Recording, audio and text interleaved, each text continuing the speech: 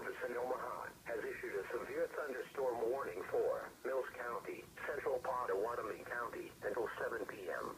At 6:22 p.m., a severe thunderstorm was located near Pacific Junction, or 18 miles southeast of Omaha, moving north at 60 miles per hour.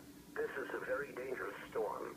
Expected hazards include baseball-sized hail and 60 miles per hour wind gusts. This is a radar-indicated threat. The following impacts are expected. People and animals outdoors will be severely injured. Expect shattered windows, extensive damage to roofs, siding and vehicles.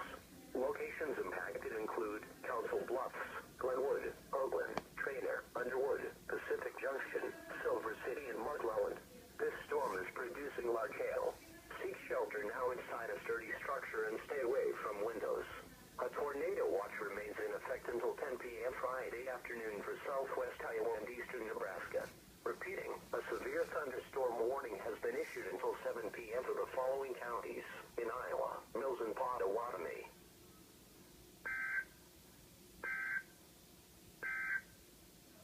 The National Weather Service in Omaha